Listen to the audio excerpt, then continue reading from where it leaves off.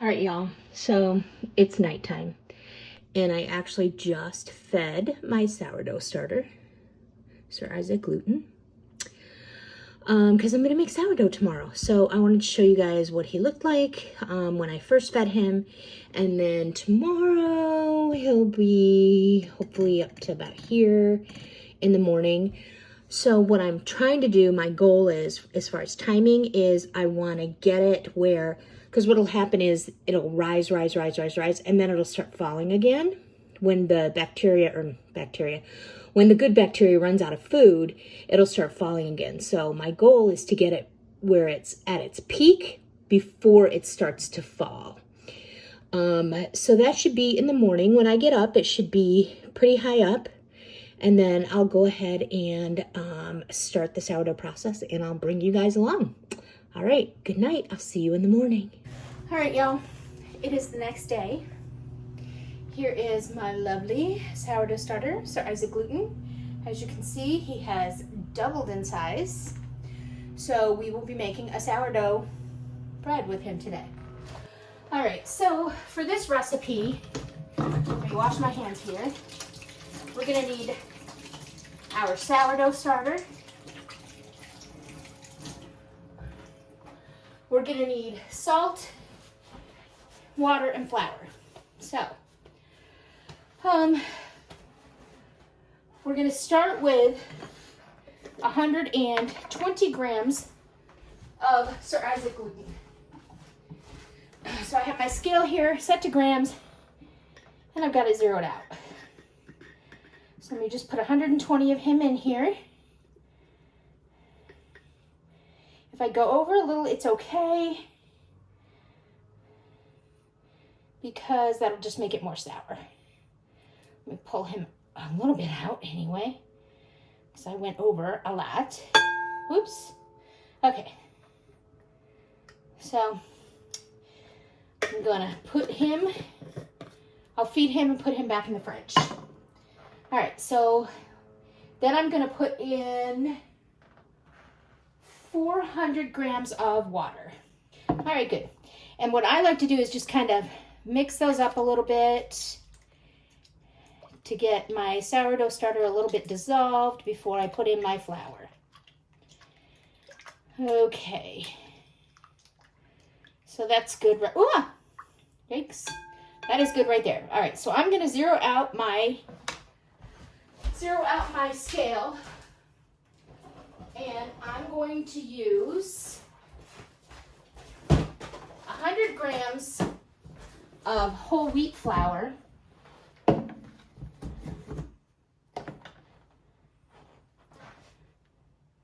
then I'm going to use 400 grams of white flour, all-purpose flour, and I again use flour from Wheat, Montana.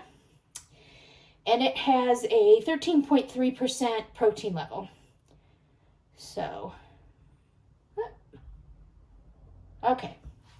So there's my whole wheat flour. Put this over here for now. And then my white flour. All right. So I don't normally scoop, but since I'm weighing it, I can scoop. So it should take me up to 500 grams of flour total, including the wheat flour. Okay. All right, so I got that, and I'm gonna put in 10 grams of salt, and I'm using Redmond's real salt, which is mined in Utah. All right, so I'm done with my scale. Let me get that out of the way. And then I'm gonna use my Danish whisk to whisk it all together. It's just easier. You can use your hands. A lot of people use their hands. Sometimes I use my hands. It just depends. I don't really feel like using my hands today. So I'm just going to get this so that all the flour is incorporated. And then I'm going to let it sit to autolyse for 1 hour so that the flour can soak up all the water and hydrate itself. And then I'll come back. So let me get this all incorporated. And I'm going to cover it up I don't want any dry bits of flour on the bottom or on the side of the bowl here like there is. I want to make sure everything's incorporated. I don't want any lumps of flour. Oops. So we'll incorporate all this. And again, you're not looking for a smooth dough. You're just looking to incorporate everything. And it is a very sticky dough, but that's sourdough for you. So, all right, so it looks like I've got all the flour incorporated. All right, so I'm gonna go ahead, get rid of that. I'm gonna cover it up, and I'm gonna set a timer for 1 hour, and then I'll come back and I'll start with my stretch and fold. So I will bring you guys back in 1 hour. All right, guys, I am back. I'm gonna get my hands wet. I've already washed my hands, but I'm gonna go ahead and get them wet because I'm gonna be putting them in this. Okay, so our dough has hydrated, so we've let it out at least. So now I'm gonna start doing my stretch and folds. And most people do like, I don't know, 4 sets of stretch and folds. I actually like to do a lot of stretch and folds at the beginning just to kind of get that gluten going. And you'll notice that the more you stretch and fold, the smoother your dough is going to become. And then if it starts sticking to my hands, I'm just going to go ahead and get them wet again. And I'm just going to stretch. I usually do it, I don't know, 20, 30 times.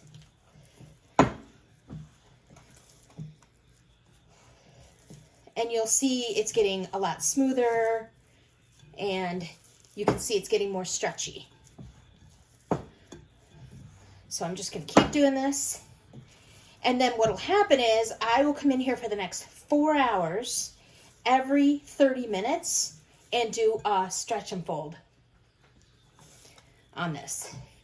So just to kind of get those glutens going, because you're not using commercial yeast, you have to kind of build the gluten structure yourself. So, and you'll start to see bubbles and stuff in it that'll show you that it's you know, getting activated and that it's gonna rise. So our goal, we're gonna do the stretch and folds every 30 minutes for 4 hours.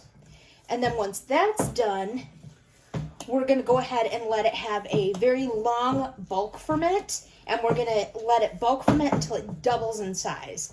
And I'll show you what that looks like as well. All right, so, and the thing about sourdough is it takes a long time, but most of the time that you're spending is not, it's passive. It's not like you're actively working on this for 24 hours. You stretch and fold, and then you leave it. And then you stretch and fold, and then you leave it. So we're gonna let it rest now for 30 minutes, and then I'll come back and we'll do another stretch and fold. And I don't do as many of the stretch and folds after the first time. First time I'm just really kind of getting everything going there. So I'm gonna cover this back up, and we'll come back in 30 minutes. All right, guys, it's been 30 minutes. Let me get my hands wet.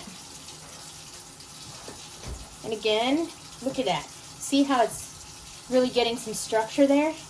It's stretching a lot more than it was without ripping.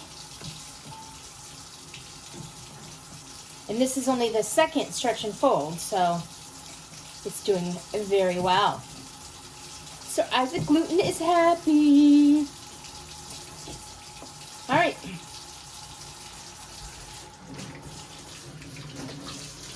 So we're going to put the cover back on, and we'll be back in another 30 minutes.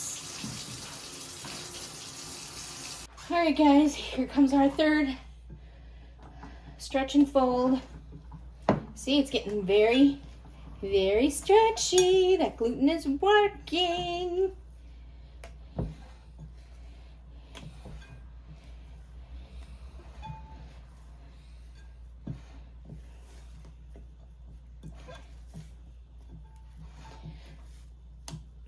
All right.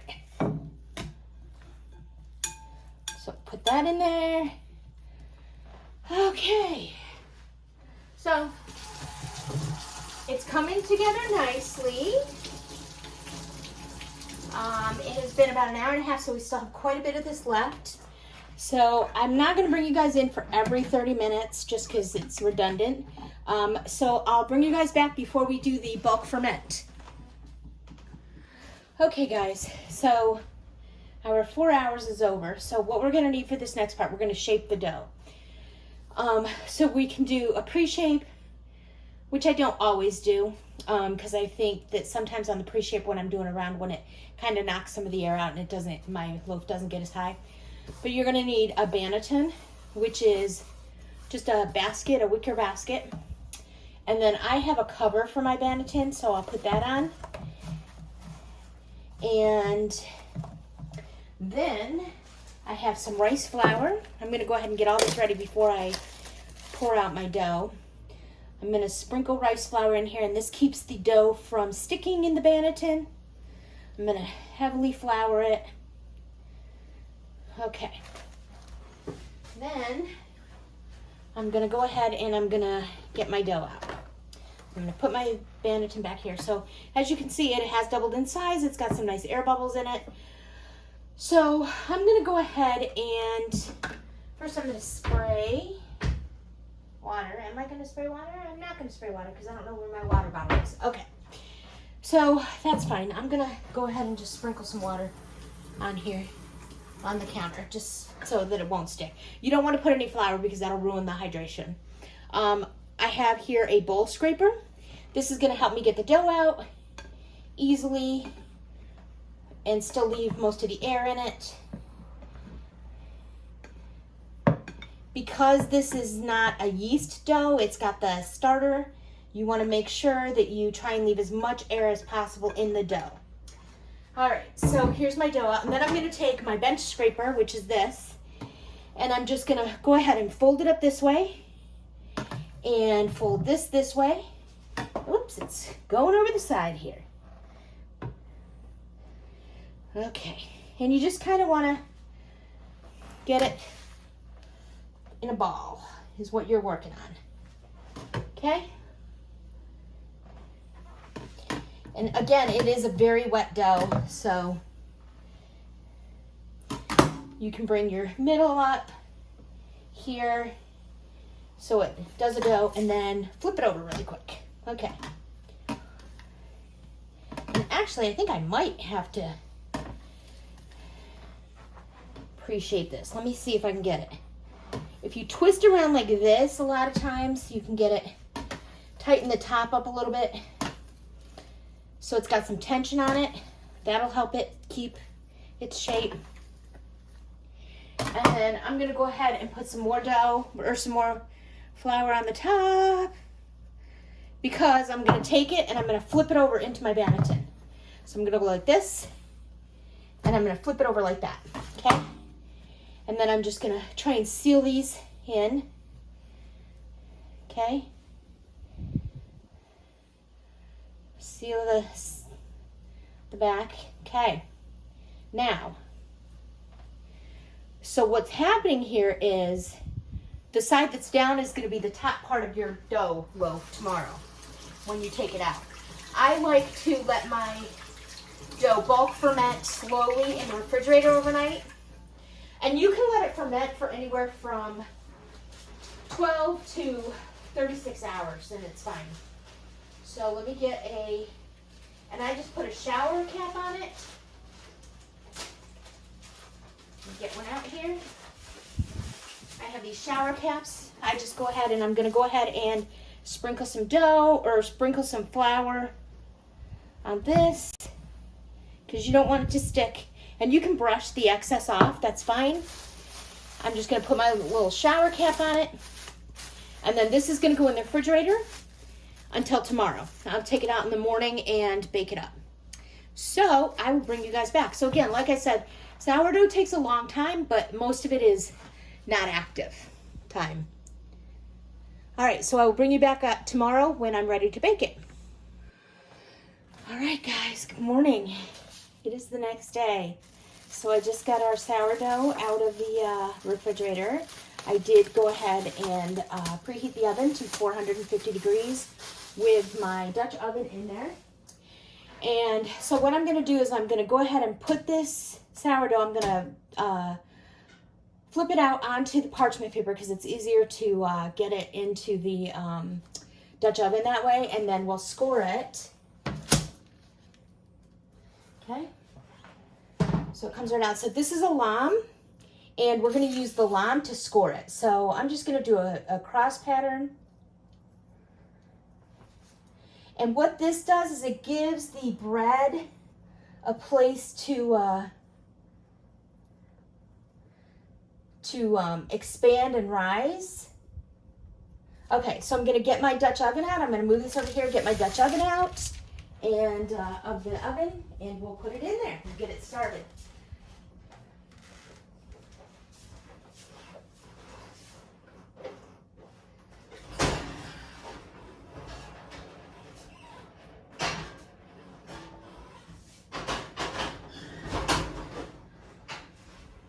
All right, so it's super hot.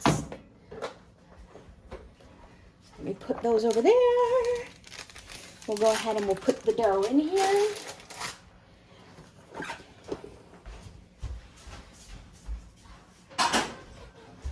Put the cover back on. And then we'll put this in the oven. So it's going to go in the oven at the 450 degrees. I'm going to leave it covered for between 30 and 35 minutes, and then I'll take it off and leave it uncovered, bake it uncovered for 15 minutes. So I get in here. Ooh.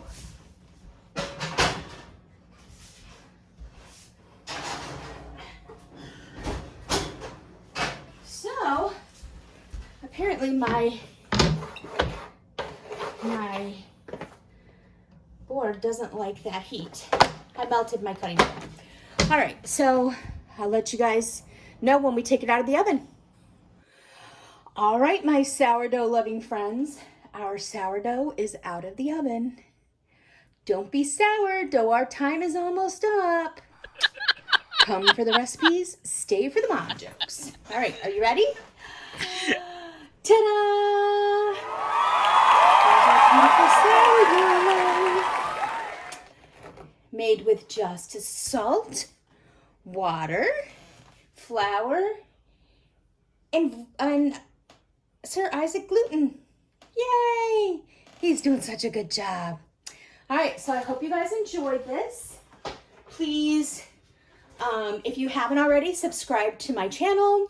Go ahead and hit the like button if you enjoyed this video, and hit the notification bell so that you don't miss any of my future uploads. And go ahead and leave me a comment in the comment section and let me know what else you'd like to see. All right, guys. Ta-da! I will talk to you guys next time. Bye-bye. Okay, my friends. I just wanted to show you what our loaf looks like when we cut it open. What the crumb structure looks like.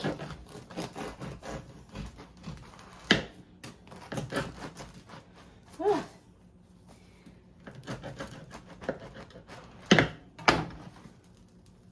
So, there you go. Beautiful, right? Lovely open structure. All right, so I hope you guys enjoyed this. And again, if you did, please hit the like button and subscribe.